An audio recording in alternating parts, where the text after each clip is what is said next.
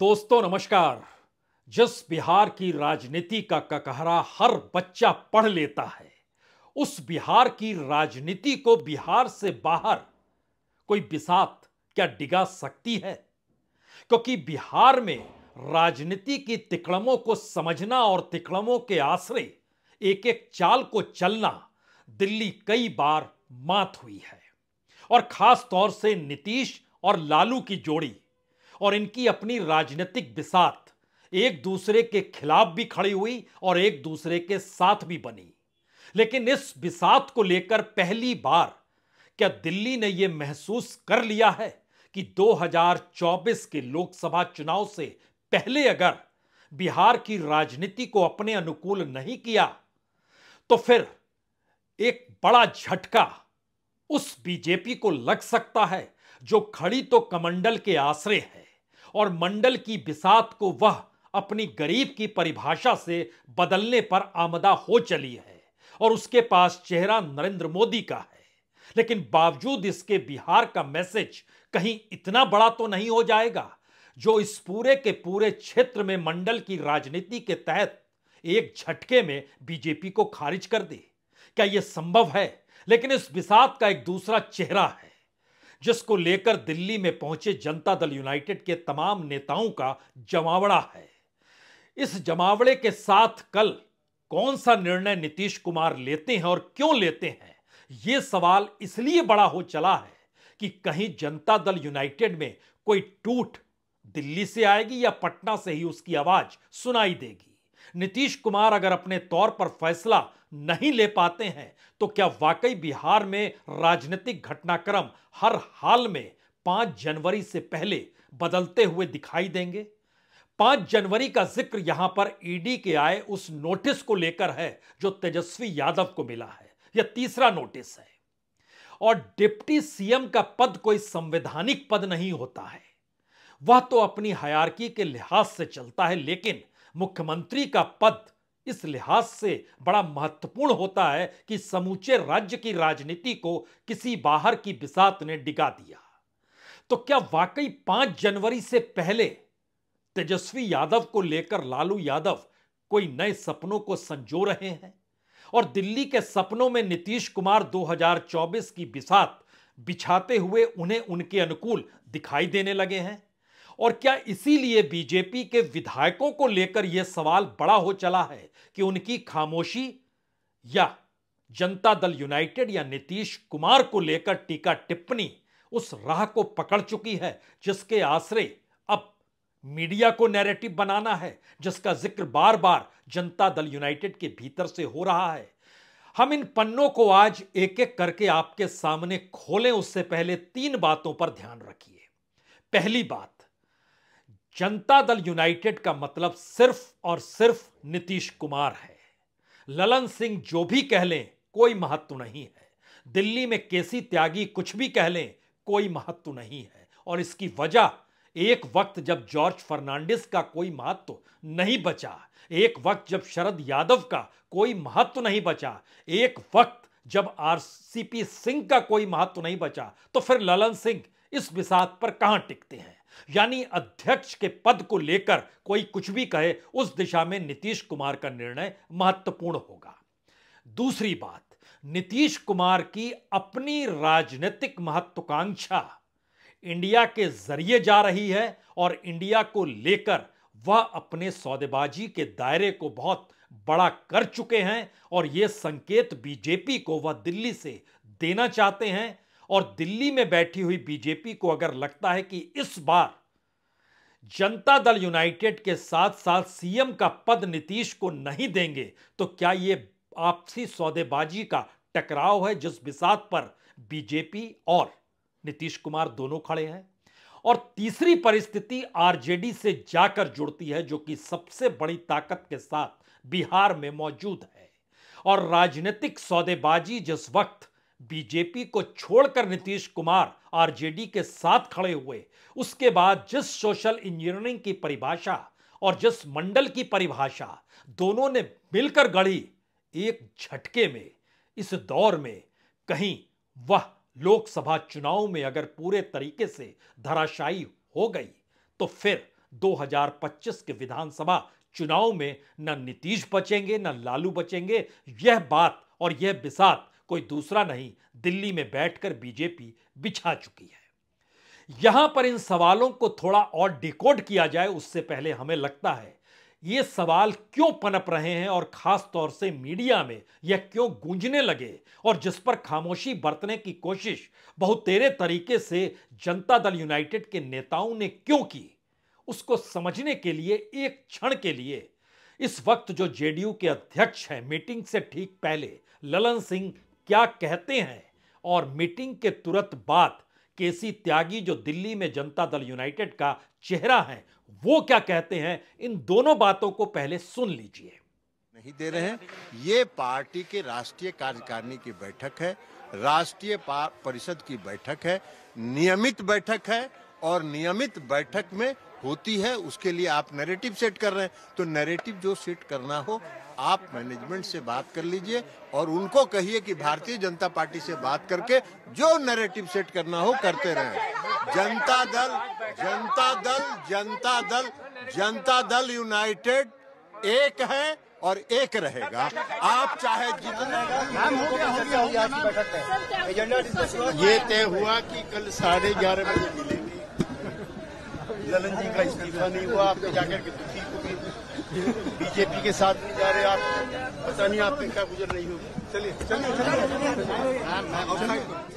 तो कल 11:30 बजे राष्ट्रीय कार्यकारिणी जनता दल यूनाइटेड की बैठक होनी है और अगर जनता दल यूनाइटेड के भीतर नीतीश कुमार की राजनीति को समझें तो नीतीश कुमार किसी भी निर्णय को लेने से पहले समूची ताकत अपने हाथ में रख लेते हैं।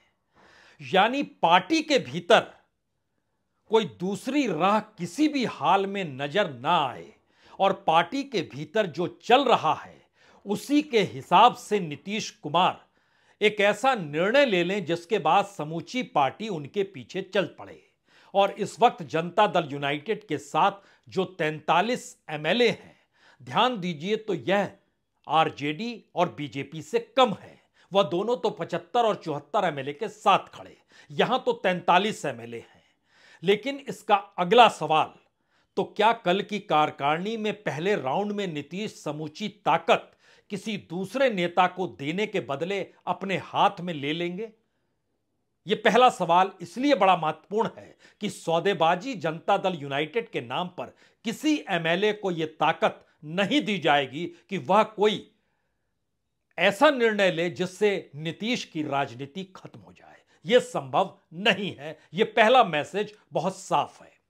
दूसरा मैसेज जो दिल्ली की बिसात से निकल रहा है और जो इस दौर में आरजेडी को परेशान कर रहा है। आरजेडी की राजनीति जब 2020 के विधानसभा के चुनाव हुए थे उस वक्त एक बड़ी ताकत और एक बेहतरीन शख्सियत के तौर पर तेजस्वी यादव निकल कर आए थे। लेकिन राजनीतिक सौदेबाजी का दायरा उस दौर में भी यही था कि तेजस्वी मुख्यमंत्री बनेंगे और मुख्यमंत्री बनने का मतलब यह था कि 75 एमएलए जीतने के बाद जब वो मुख्यमंत्री बनेंगे तो आने वाले वक्त में बिहार की राजनीति को अपने तरीके से परिभाषित कोई दूसरी पार्टी नहीं बल्कि आरजेडी करेगी, जैसे एक वक्त लालू यादव करते चले आए थे। लेकिन इस दौर में जब विपक्ष की एकजुटता का सवाल आया और उसमें नीतीश पिछड़ते हुए दिखाई दिए, लालू यादव की मेहनत मशक्कत अपनी राजनीति को साधने को लेकर ज्यादा नजर और किसी को नहीं नीतीश कुमार को नजर आने लगी, चाहे राहुल गांधी का लालू यादव के घर पहुंचकर मटन बनाना और मटन खाना ही क्यों ना हो।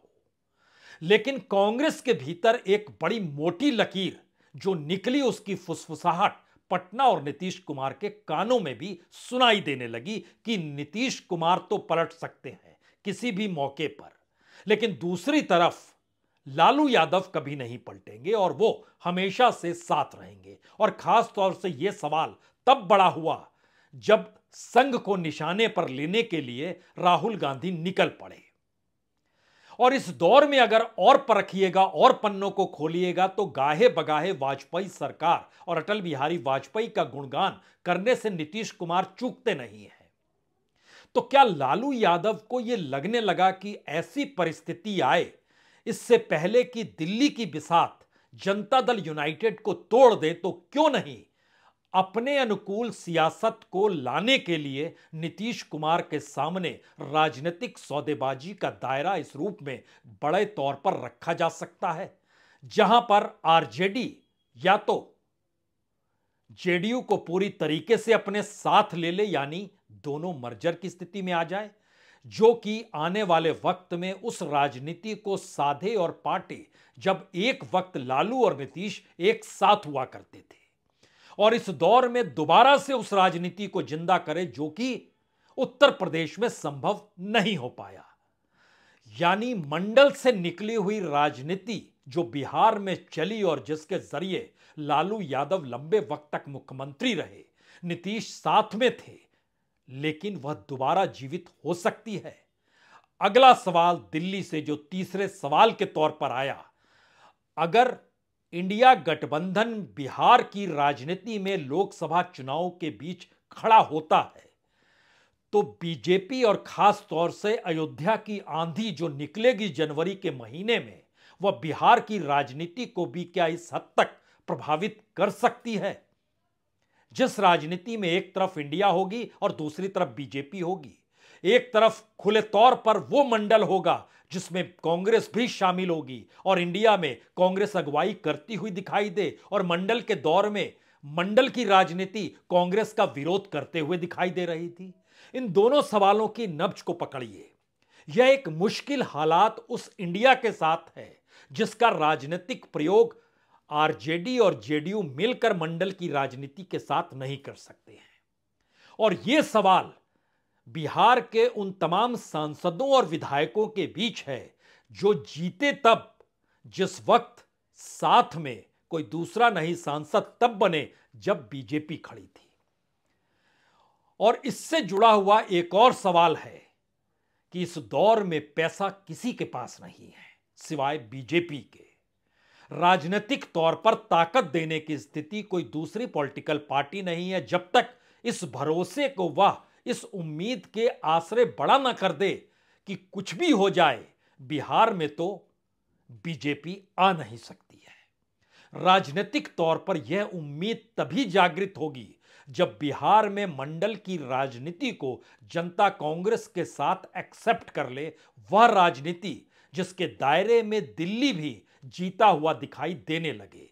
यानी इंडिया के भीतर की उम्मीद दिल्ली की सत्ता से अगर दूर है, तो बिहार की राजनीति में बिहार के वोटर उसी तरीके से 2019 में जिस तर्ज पर निकले थे, कहीं उसी तर्ज पर निकलेंगे। तो अगर आरजेडी का हाल शून्य का था, यानी जीरो का था, उसको एक सीट भी नहीं मिली, चाहे परसेंट ऑफ वोट 15% से ज्यादा ही क्यों ना मिला, तो क्या यह जीरो का आंकड़ा कहीं बिहार में उसी तरीके से एक निर्णय तो नहीं दे देगा जैसा कि उत्तर प्रदेश में दिया? यानी लोकसभा में जीत के बाद उत्तर प्रदेश में जो योगी की एंट्री होती है और योगी अपने अनुकूल राजनीति को साधते हैं, तो मंडल की जमीन एक झटके में ना सिर्फ छितराती है बल्कि पूरे तरीके से हिल जाती है।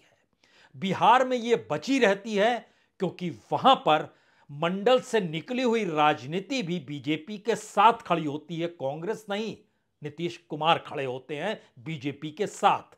तो मंडल और कमंडल के बीच की लड़ाई खुले तौर पर दिखाई देती है। लेकिन अगला सवाल अगर जनता दल यूनाइटेड को लेकर है, तो अगला सवाल उस बीजेपी का है जो राजनीतिक प्रयोग उसने महाराष्ट्र के भीतर किया है। क्या उसी प्रयोग के रास्ते वह बिहार में जनता दल यूनाइटेड को लेकर बढ़ चली है? डिकोड मत कीजिए, बहुत साफ समझिए, क्या उसे तोड़ने की तैयारी है? पैसा है, आने वाले वक्त की राजनीति है, उस राजनीति के आसरे एक नई धारा निकालने की बात है। जैसे एकनाथ शिंदे निकले, वह अपने तौर पर बीजेपी के नहीं है, वह शिवसेना के ही हैं, यानी हिंदुत्व का वो तमगा भी उठाए हुए हैं जिसको एक वक्त आनंद दिघे उठाते थे, एक वक्त बाला साहब ठाकरे लेकर चलते थे। उद्धव ठाकरे से समानांतर अपनी राजनीति साधने के लिए एकनाथ शिंदे बीजेपी के साथ आकर खड़े हो गए। तो क्या यह राजनीति की एक नई परिस्थिति है जिसमें एक वक्त शिंदे और दूसरे वक्त अजीत पवार? अजीत पवार वाली राजनीति बिहार में नहीं चलेगी, क्योंकि उतना करप्शन और उस रूप में करप्शन का चेहरा लिए कोई एमएलए आपको नजर नहीं आएगा। लेकिन शिंदे की राजनीति बिहार में ढल सकती है, और उसके साथ साथ जहां पर विधायकों की खरीद फरोख्त के लिए जो मोटी थैली चाहिए, वो थैली तो मध्य प्रदेश में भी 2019 में प्रयोग में लाई गई, गोवा में भी लाया जा चुका है, कर्नाटक में भी लाया जा चुका है, एक वक्त उत्तराखंड में भी लाया जा चुका है। तो सवाल है, वो राजनीति इस दौर में चूक गई या बिहार को लेकर महत्वपूर्ण है? इन तीन धाराओं के समानांतर महत्वपूर्ण शायद सबसे बड़ी परिस्थिति इस बात को लेकर है कि आखिर बिहार में नीतीश लालू की जोड़ी से क्यों बीजेपी घबराती है, या क्यों अमित शाह की बिसात और नरेंद्र मोदी का चेहरा कतराता है। समझना इसी को होगा, क्योंकि अगर बिहार की राजनीति अपने दम पर नीतीश और लालू की जोड़ी के आश्रय चल पड़ती है, तो अगला निशाना तेजस्वी यादव होंगे। तेजस्वी यादव को नोटिस देने भर का काम नहीं है। सवाल है, लालू बाहर हैं और तेजस्वी अंदर हैं। अगर इस राजनीति की बारीक लकीर को पकड़िए तो अक्सर नेता जब जेल में जाता है तो वो बड़े कद के साथ बाहर आता है। जेल में जाने के बाद लालू यादव बड़े कद के साथ बाहर आ नहीं पाए, क्योंकि भारत की राजनीतिक परिभाषा इस दौर में बीजेपी ने बदल डाली थी, और मौजूदा वक्त की राजनीति का मिजाज भी यही हो चला है कि अगर आरजेडी का नेता जेल में डाला जाए तो कद राजनीतिक तौर पर नहीं बढ़ेगा, बल्कि उसको संभालने के लिए नीतीश ही किसी कद्दावर के साथ इस दौर में खड़े होंगे। खेल उलट गया, यानी नीतीश को ही संभालना है बिहार। और कल तक या अभी जो जिक्र हो रहा था कि लालू यादव ये सोच रहे हैं, तो क्या एक झटके में उसी नीतीश के चेहरे के इर्द गिर्द राजनीति घूमेगी और एक झटके में दिल्ली की बिसात थोड़ी कमजोर दिखाई देगी? क्या यह संभव है? लेकिन फिर सवाल वहीं पर है, फैसला तो 2024 के लोकसभा चुनाव में ही हो जाना है, क्योंकि जितनी सांसद जनता दल यूनाइटेड के हैं, जितने सांसद रामविलास पार्टी की जो उसकी अपनी जो एलजेपी है उसके पास है, जो 6 सांसद हैं, और 16 सांसद जनता दल यूनाइटेड के पास है, क्या ये बिना बीजेपी के जीत सकते हैं? संभव नहीं है। राजनीतिक तौर पर वोट ट्रांसफर उस रूप में होगा नहीं जो कि पिछले बार चुनाव में नीतीश कुमार और बीजेपी के मिलने से हो गया। यह स्थिति नहीं आएगी, तो इसका सीधा असर 2025 के चुनाव पर आकर पड़ेगा, जो बरस भर के बाद बिहार में होना है। और तब यह सवाल होगा कि अगर वहां पर बीजेपी सत्ता में आती है तो फिर लंबे वक्त तक जो स्थिति अखिलेश यादव की उत्तर प्रदेश में हो चली है और आने वाले वक्त में भी उनके सामने गहरी सुरंग है, वह स्थिति क्या बिहार की राजनीति में भी सामने आकर खड़ी हो जाएगी? क्योंकि वोट बैंक के आश्रय राजनीति करना और राष्ट्रीय तौर पर उस राजनीति को विस्तार दे देना, इन दोनों परिस्थितियों के भीतर एक तरफ अगर नरेंद्र मोदी की राजनीति खड़ी है जो कि विस्तार देना चाहती है, और दूसरी तरफ अपने वोट बैंक के आश्रय आरजेडी खड़ी है जो कि एमवाय समीकरण के आश्रय अपनी जमीन को पुख्ता किए हुए है। फैसला कल क्या होगा कार्यकारिणी की बैठक में? अब यहां पर असल सवाल, इस दौर में जिस हिंदी पट्टी का जिक्र होता है, अगर उसकी नब्ज को पकड़िए तो बिहार ही एकमात्र ऐसा राज्य है जहां पर इस हिंदी पट्टी में बीजेपी कदम नहीं रख पाई है। और इस हिंदी पट्टी के भीतर की राजनीतिक विचारधारा को अगर बीजेपी के जरिए आप समझने का प्रयास करेंगे तो आपको हिंदी पट्टी नहीं लिखना होगा, बल्कि हिंदुत्व की पट्टी लिखना होगा। पहला प्रयोगशाला गुजरात, दूसरी प्रयोगशाला उत्तर प्रदेश, तीसरी प्रयोगशाला मध्य प्रदेश, चौथी प्रयोगशाला बनाने की दिशा में अब राजस्थान, और उसके बाद जो खास तौर से आदिवासी वोट बैंक के आश्रय जिस हिंदुत्व पट्टी का जिक्र है उसमें छत्तीसगढ़ और झारखंड समाता है। जो आदिवासी कल्याण सेना है, सेना ना कहिए, स्वयंसेवकों की टीम है, वह आदिवासी इलाकों में जिस तरीके से काम कर रही है वो छत्तीसगढ़ और खास तौर से झारखंड का इलाका, झारखंड और छत्तीसगढ़ में आदिवासियों के बीच स्वयंसेवकों की मौजूदगी आदिवासी कल्याण संघ के जरिए इस हिंदी पट्टी के भीतर उन्हें पता है कि छत्तीसगढ़ भी साथ में है, राजस्थान भी साथ में है, गुजरात, उत्तर प्रदेश और इसके बाद की परिस्थिति में उत्तराखंड देखिए तो वह भी प्रयोगशाला के तौर पर बन चुका है। चूक सिर्फ 2 जगहों पर हो रही है। छोटा राज्य हिमाचल है, वो मैनेज हो जाएगा। बड़ा राज्य उत्तर प्रदेश के बाद बिहार आता है जिसको मैनेज करना है। और इस हिंदुत्व की पट्टी के भीतर अगर यह मैसेज चला गया कि इसके बाद कोई राज्य बचा नहीं, तो यह मध्य भारत या हिंदी पट्टी मत कहिए, क्योंकि जिस अयोध्या की राजनीति के बाद की परिस्थिति साधने की दिशा में बीजेपी निकल पड़ी है, उसमें अगर आप एक एक दाने को चुनेंगे तो आप समझ जाएंगे कि राजनीतिक निमंत्रण किसको दिया जा रहा है। और अगर अडवाणी का जिक्र लालू यादव ये कहकर करते हैं कि रथ यात्रा जब निकली थी हम ही ने उन्हें गिरफ्तार किया था, हम ही ने पकड़ लिया था, और उस दौर को याद कीजिए तो लवकुश की जोड़ी के तौर पर लालू और मुलायम थे। इस दौर में तेजस्वी और अखिलेश हैं, लेकिन इस दौर में अडवाणी नहीं है, नरेंद्र मोदी और शाह हैं। उस दौर में अडवाणी और वाजपेयी या मुरली मनोहर जोशी यह थे।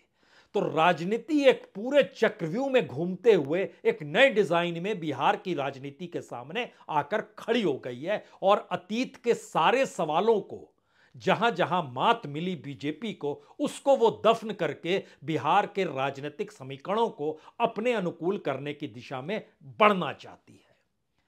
और नीतीश इसी बिसात पर प्यादा होंगे या वजीर होंगे, इसका फैसला उनको कल लेना है। और यह फैसला बिहार की राजनीति में परिवर्तन कैसे किस रूप में लाएगा, यह आपको 5 जनवरी तक समझ में आ जाएगा। और इस प्रक्रिया के भीतर पहली बार फिर वही सवाल है कि बिहार की राजनीति और राजनीति का ककहरा अगर एक एक बच्चा बिहार में पढ़ लेता है तो फिर इस राजनीति के जरिए बिहार की राजनीति दिल्ली के उस नैरेटिव और इंटरप्रिटेशन को मात देगी, या एक नई बिसात पर पहली बार नीतीश कुमार भी प्यादा होंगे, या लालू यादव की राजनीति भी चूक जाएगी। इंतजार सिर्फ इसका कीजिए जिसका फैसला और जिसकी शुरुआत कल 11:30 बजे कार्यकारिणी की बैठक से शुरू होगी और 5 जनवरी तक एक तस्वीर आपकी आंखों के सामने होगी। बहुत बहुत शुक्रिया, बहुत बहुत शुक्रिया।